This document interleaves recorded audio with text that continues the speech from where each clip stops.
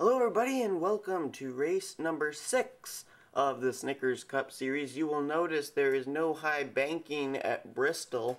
That is for a very important reason. Unfortunately, Bristol on NASCAR Racing 2003, the game, does not allow any more than 41 race cars at that short track. Therefore, one driver would have to miss the race, and I'm not going to have that happen because, you know, everybody wants to be in the race, and I don't like to end up having any DNQs for any drivers, regardless of where they are in the point standings. So, we are instead going to be at the other short track, Martinsville, today, and I put out that video asking for people to help me think up names for different races, and I've had a lot of help from that. I really appreciate everybody that's given me suggestions. Today we're having the R Factor 300, which was one that was offered by NASCAR fan 2483, so thank you very much for that.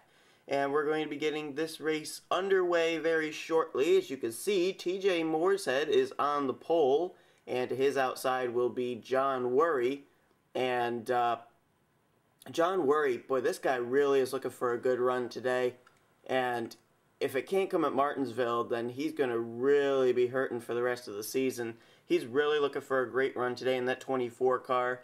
Three drivers who have won this season, starting in the top 5. In 3rd, Vincent Marsh, 4th, Noel Stiller, and 5th, Kenny McCreary. They've all gone to victory lane. The other driver who has gone to victory lane is further back in the field. That's Jake Berg, and also last week's winner, Wyatt Johnston, is starting quite a ways back in the field as well. He's also our new points leader after taking it over from Sean Galligan last week. So I'll continue to talk and I'll show you the rest of the field. You can find where you are. But today we have 42 cars. It's going to be 75 laps of racing. Now what's going to be different about this race is Goodyear has brought a new tire. Several drivers who are starting near the back of the pack ended up having tire problems because of their intense heat down here and the braking that's constantly needed at a racetrack such as this. Wyatt Johnston, our points leader, had that problem.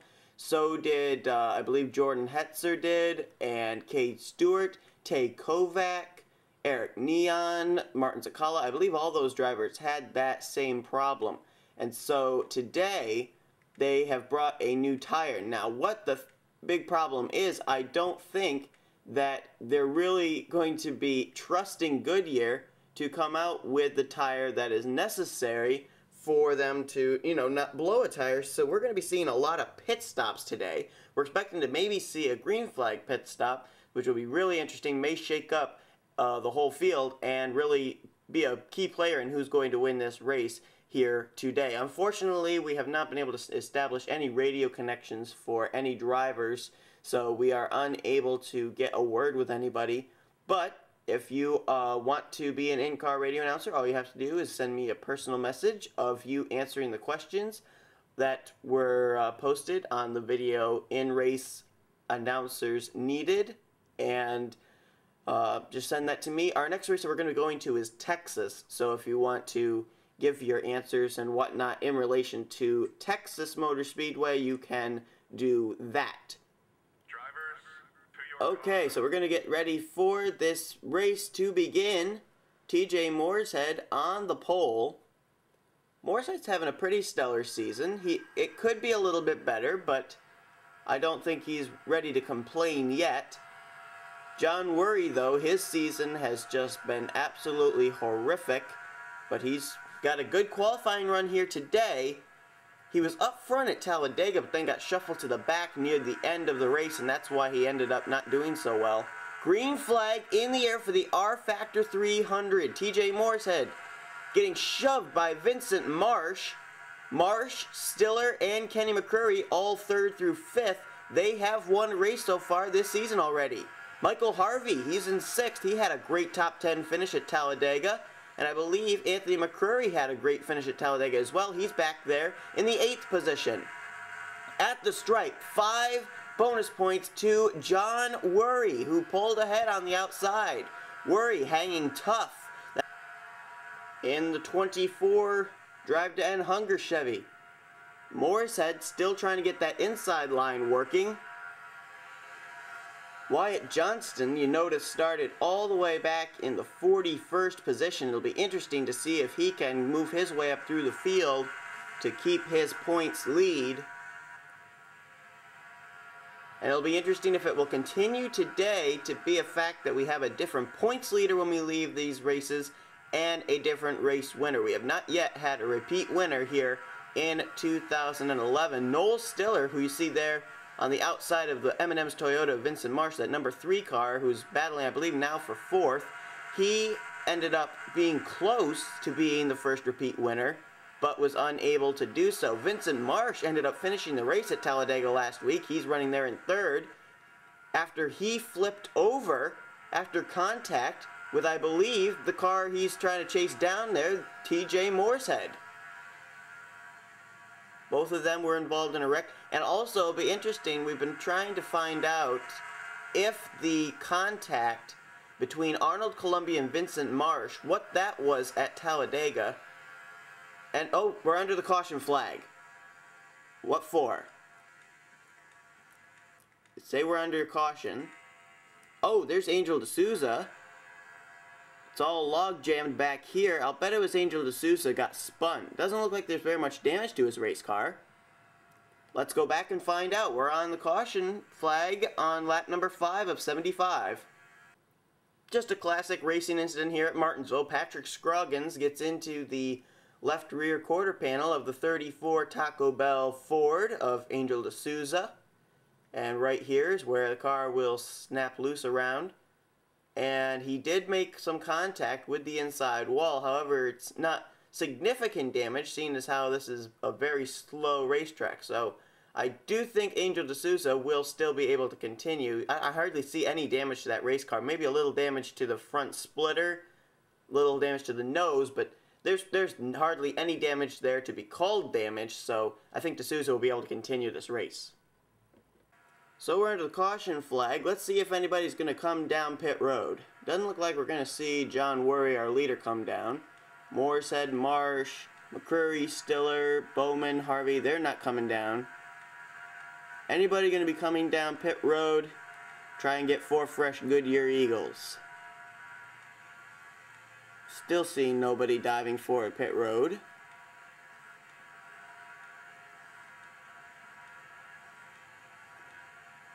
Well, here comes Patrick Scroggins. He's got damage to his 48.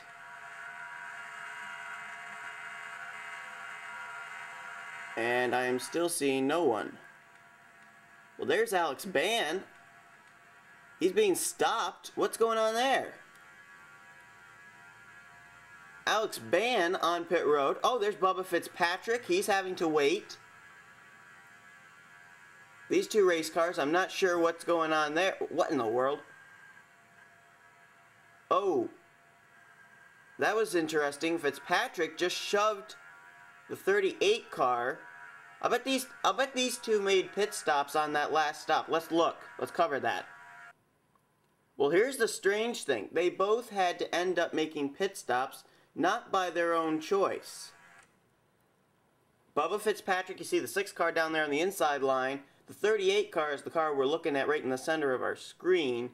They ended up getting all log jammed up here when the pace car was leading them down, that there was some contact, and I believe both cars went down into that grass area and were unable to get their race cars started up. They had to be taken and pulled out by tow truck, and then they had to be brought down pit road, and they were down there, I believe, to make sure there was no grass on the front of those race cars to prevent overheating. Let's see right here. There's James Silverfox. He gets into the grass just a little bit, but he's able to drive away. Fitzpatrick, you see, is stuck there. And then there's Alex Ban. He's stuck as well. But these cars are able to go down pit road, get 4 Goodyear tires. It'll be interesting to see if they can make that work to their advantage. So the pace car peels off. We'll go back to green flag racing on lap number 10 of 75. Worry, Morrishead, Marsh, McCreary, and I believe Noel Stiller are your top 5.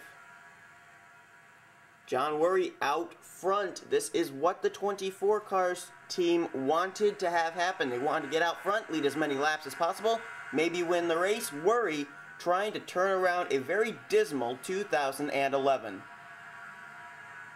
Morris had right on his back bumper. Morris had started on the pole.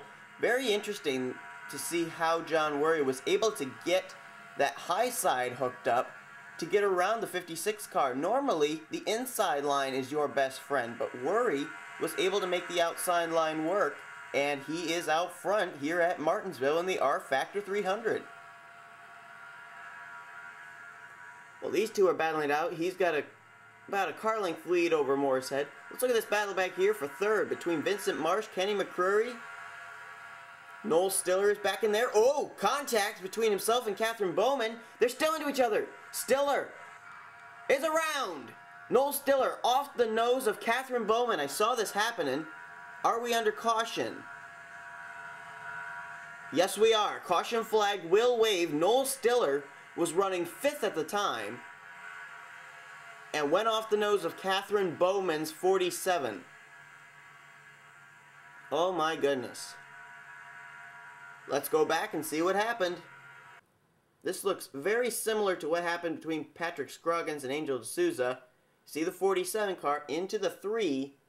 Now the 3 can't go up the racetrack or else he's into Vincent Marsh, but the 47 car not going to get out of the throttle at all. And right here is where the car is going to snap loose. 47 turns him around, and he does, I believe, make a little bit of contact right there with the inside wall.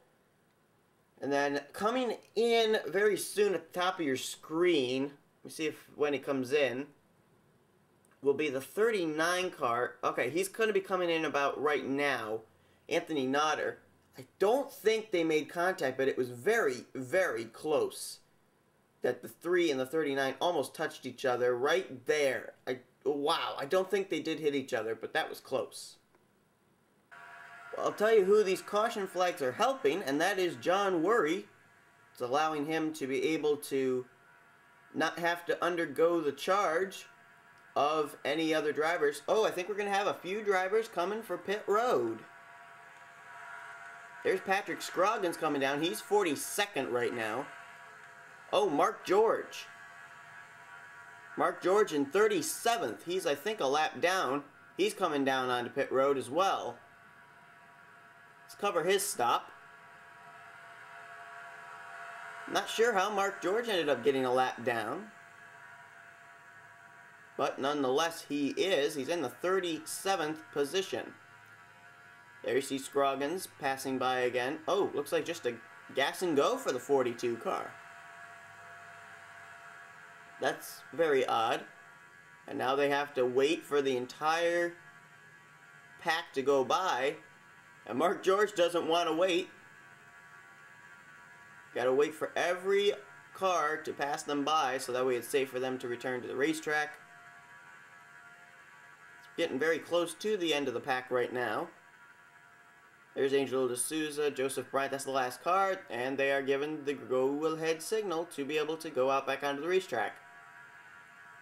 Joseph Bryant, he's running in, I believe, as Patrick Scroggins heads back for pit road, he's running in 41st. He may be a lap down as well, I'm not sure. But both he and Mark George are at least on the tail. Well, maybe they're on the tail end of the lead lap. Let's see, Mark George is 40th now, and Joseph Bryant being scored 41st. I'm not sure. But Bryant ended up having that great finish with a car up ahead of him there. That's Wyatt Johnston. But now he's coming up. Is he coming for pit road, maybe? No, it looks like maybe he's moving up. Oh, he's coming up. He is a lap down. We're going to find out who are lap cars here very shortly, as Bryant is moving his way up towards the front to be able to be on that inside line, one lap down. Mark George, it appears, is not down a lap then, if he is not following the 00 of Joseph Bryant. I'm not sure how Bryant got a lap down. Maybe he was caught up behind somebody and wasn't able to get down to the line quick enough. Green flag back.